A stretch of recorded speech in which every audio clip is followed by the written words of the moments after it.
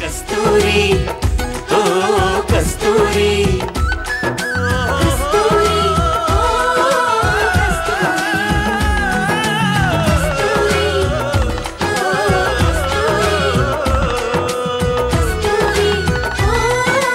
கஸ்தூரி கஸ்தூரி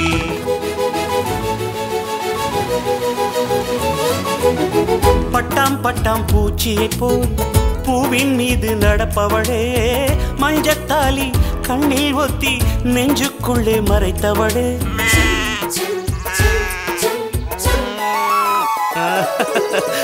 கண்ணுக்குள்ளே கணவனையே பூட்டி வைத்து ரசித்திருப்பாள் மாமனாரும் மாமியாரும் தந்தை தாயாய் அரவணைப்பாள் விடுகதையாய் இதுவரையில் இருந்தவளே மணவரையில் தொடருகிற தொடர்கதையே ஒரு பெண்ணுக்குண்டான குணமெல்லாம் அப்போதும் இப்போதும் எப்போதும் கொண்டாடி கஸ்தூரி ஓ கஸ்தூரி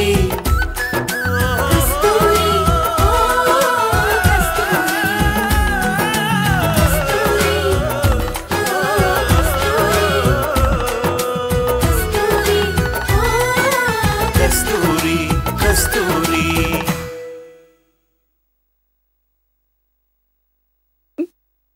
என் மேல அன்பு வச்ச எல்லாருமே என்னை விட்டு போன பிறகு இனிமே எனக்கு எதுக்கு சார் சொத்து?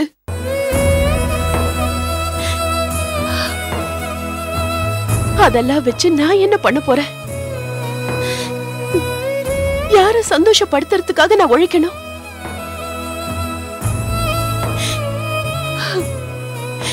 நான் தோத்து போயிட்டேன் சார்.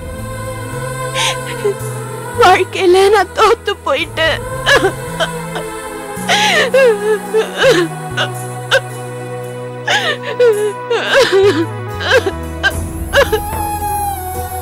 அப்படி சொல்லாத கஸ்தூரி.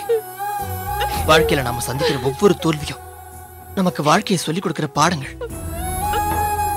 நீ மனசு வச்சா உன்னால எதையும் சாதிக்க முடியும் கஸ்தூரி. நீ இது வரைக்கும் எத்தனையோ பிரச்சனைகளை தாண்டி வந்துட்ட. இதுக்கு போய்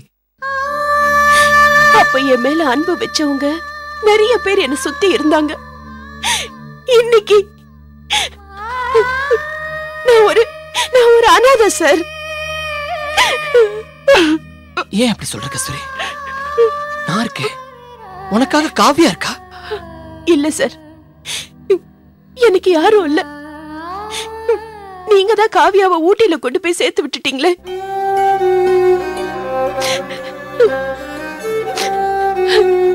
இனிமே நான் அவளை பாப்பேனோ இல்லையோ எனக்கு தெரியல.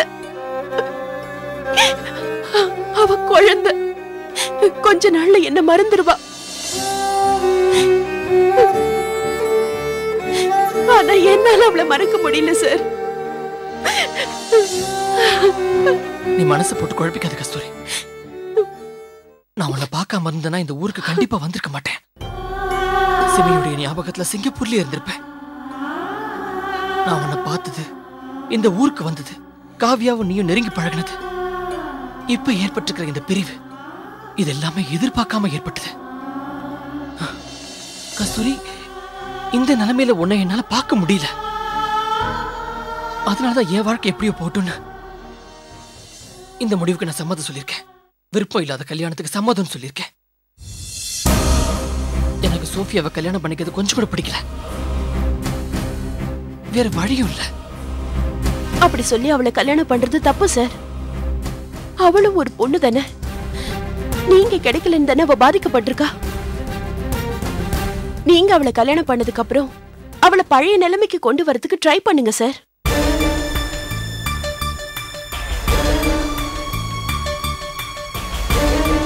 அப்புறம் இன்னொரு விஷயம்,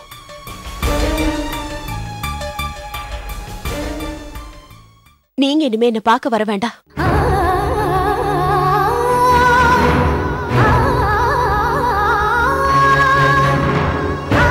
நீங்க இங்க வர்றது இதுவே கடைசி தடவையா இருக்கட்டும்.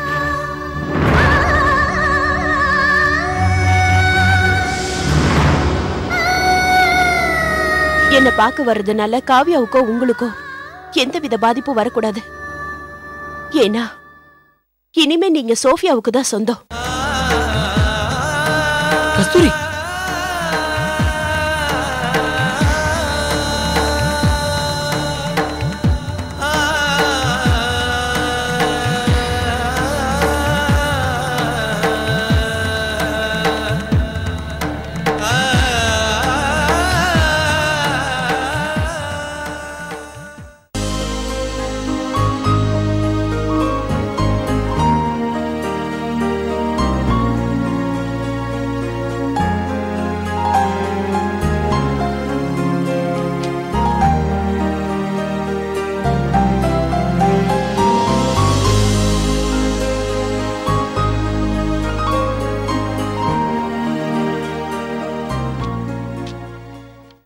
வர 15ஆம் தேதி நாள் நல்லா இருக்கு. நிறைஞ்ச சுப முகூர்த்தம்.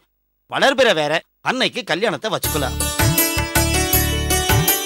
சரி, அன்னைக்கே கல்யாணத்தை வச்சிருவோம். ஜோசியர ஒரு பேப்பர்ல இந்த நாள் டைம் இதெல்லாம் குறிச்சு கொடுத்துருங்க. அன்னை தெரசா கருணை இல்லத்துக்கு இன்ஃபார்ம் பண்ணணும். பேஷா பண்ணிடலாம்.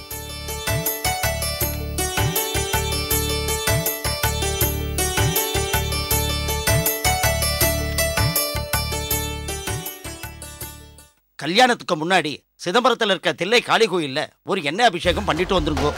தோஷம் இருந்தாலும் சரியா போயிடும். சரி ஜோசியர, நீங்க சொன்ன மாதிரியே கல்யாணத்துக்கு முன்னாடி சிதம்பரம் கோயிலுக்கு போய் எல்லா பரிகாரத்தையும் பண்ணிட்டு வந்துடுறோம்.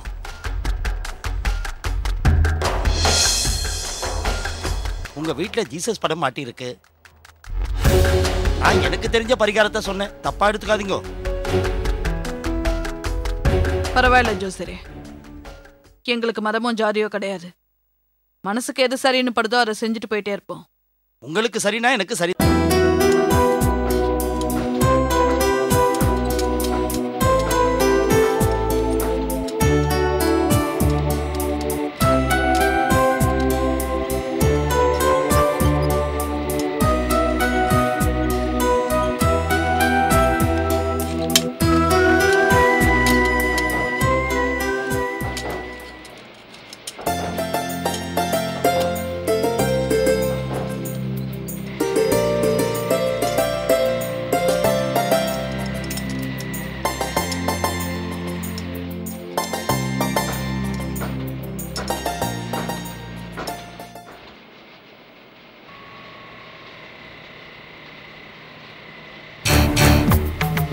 கொஞ்சம் வெயிட் பண்ணுங்க. சரிங்கம்மா.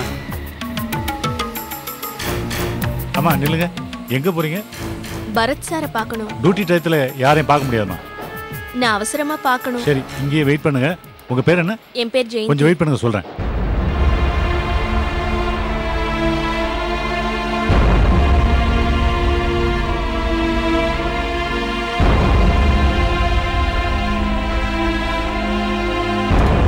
சார், ஜெயந்தின்னு உங்களை பார்க்க வந்திருக்காங்க.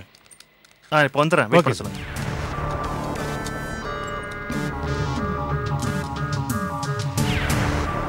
வேலை தான், கொஞ்சம் பார்த்துட்டு வந்துடுறேன்.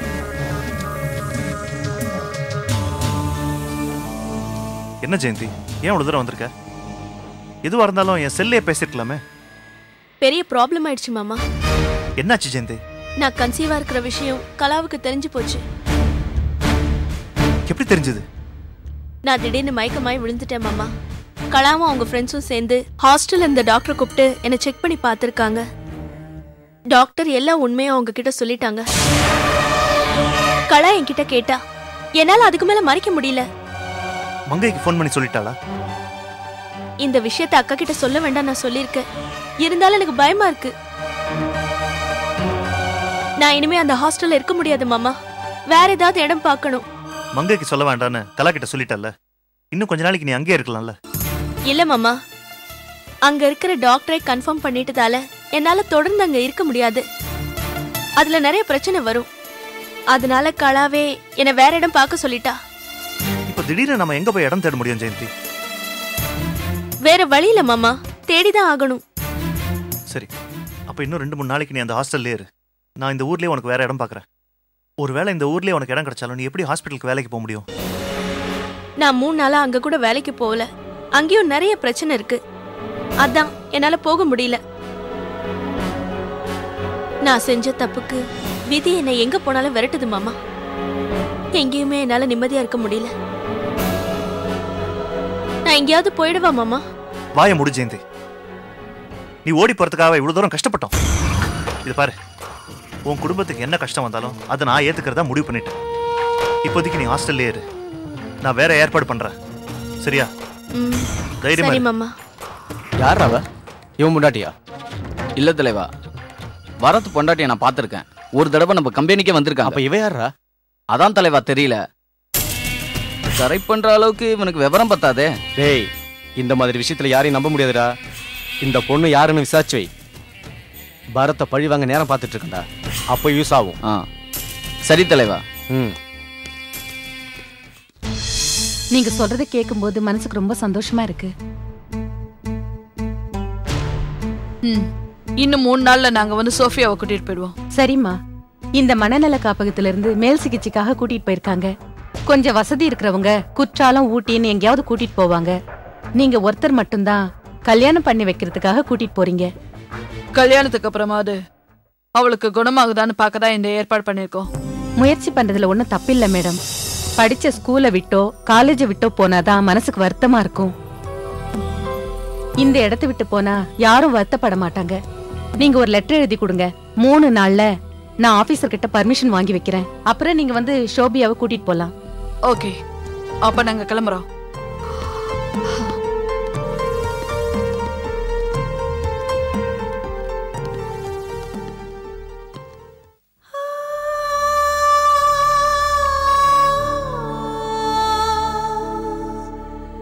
வாங்க போலாம்.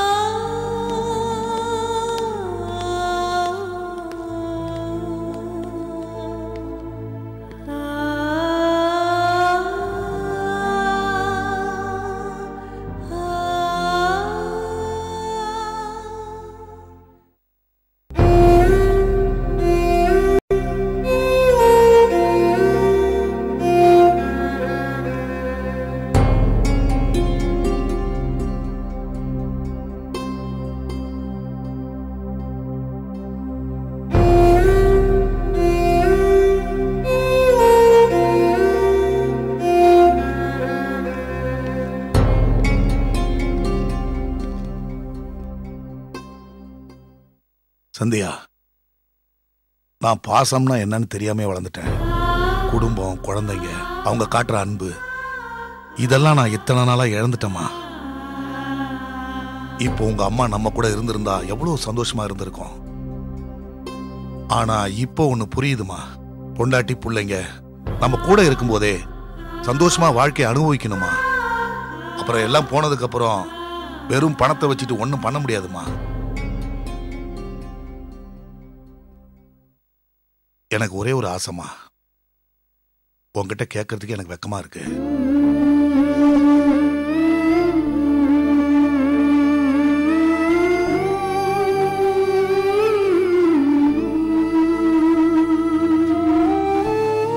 என்ன ஒரே ஒரு தடவை அப்பான்னு கூப்பிடுவேயாமா?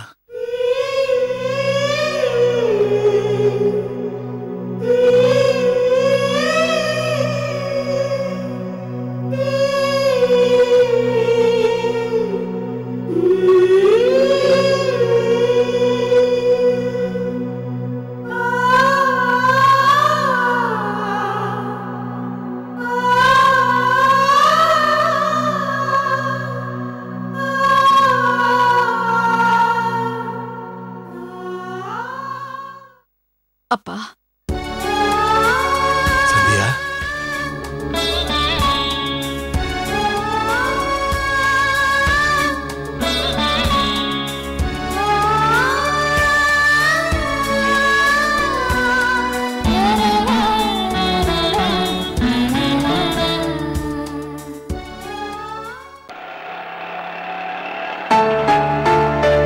வா ஜெயந்தி.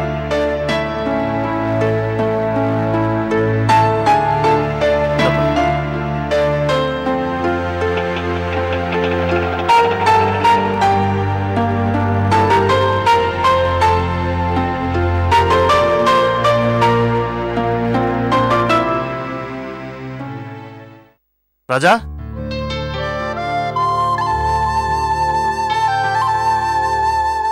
வாங்க சார். வணக்கம்மா. வணக்கம்ப்பா. ஜெயந்தி. வாமா. ராஜா எல்லாத்தையும் சொல்லிட்டான்ப்பா. ஜெயந்திய என் பொண்ணு மாதிரி நான் பாத்துக்கிறேன், நீ ஒன்னும் பயப்படாத. வாங்கப்பா சாப்பிடலாம். இல்லம்மா, இப்பதான் சாப்பிட்டு வரோம். எங்க வீட்டுக்கு வரும்போது ஏன் சாப்பிட்டு வந்தீங்க?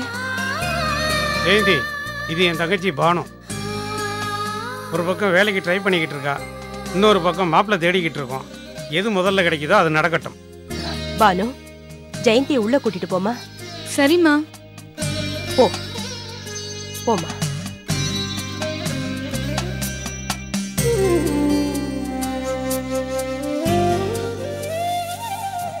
அம்மா, ஜெயந்தியை இப்போ வேற எங்கேயும் விட முடியாது. அதான் கொஞ்ச நாளைக்கு உங்க வீட்டில் இருக்கட்டும்னு ராஜாவை கேட்டேன். ஒன்னும் பிரச்சனை இல்லப்பா, நாங்க ஏழைங்கதான். நாம ஒருத்தருக்கு உதவி பண்ணா கஷ்டமான நேரத்துல நமக்கு உதவி பண்ண யாராவது வருவாங்கன்னு சொல்லுவாங்க. உன் கஷ்டம் எனக்கு புரியுதுப்பா. இந்த காலத்துல வயசு பொண்ணு கெட்டு போய் வந்துட்டா பெத்தவங்களே அவங்கள ஏத்துக்காம வீட்டை விட்டு விரட்டி விட்டுடுறாங்க. நீ இந்த அளவுக்கு அவளுக்கு உதவி செய்யணும்னு நினைச்சிருக்கியே, உன் நல்ல மனசுக்காக நான் அவளை பாத்துக்கிறேன்ப்பா. நீ பயப்படாம இரு. உங்களுக்கு எப்படி நன்றி சொல்றதுன்னு தெரியலம்மா. ஜெயந்தியோட அப்பா உயிரோட இருந்திருந்தா அவரு கவனிச்சிட்டு இருப்பாரு. பாவம், அப்பா இல்லாம கஷ்டத்திலே வாழ்ந்த பொண்ணு. அதான் நான் இந்த பொறுப்பை ஏத்துக்கிட்டேன். சரிம்மா, அப்ப நான் கிளம்புறேன். இந்தாங்க, இது செலவுக்கு வச்சுக்கோங்கம்மா. என்னப்பா இது? எங்களை பணம் கொடுத்து அசிங்கப்படுத்த பாக்குறியே, பணத்தை முதல்ல உள்ள வை. ஐயோ, அப்படியெல்லாம் நினைச்சு நான் கொடுக்கலம்மா. எங்க அம்மா இருந்திருந்தா நான் கொடுத்துருக்க மாட்டேனா? உங்களை அப்படி நினைச்சுதாம்மா நான் கொடுக்குறேன். அம்மாவுக்கு ஏதாவது ஒரு கஷ்டம்னா நீ ஓடி வர மாட்டியா? பணத்தை முதல்ல உள்ள வைப்பா.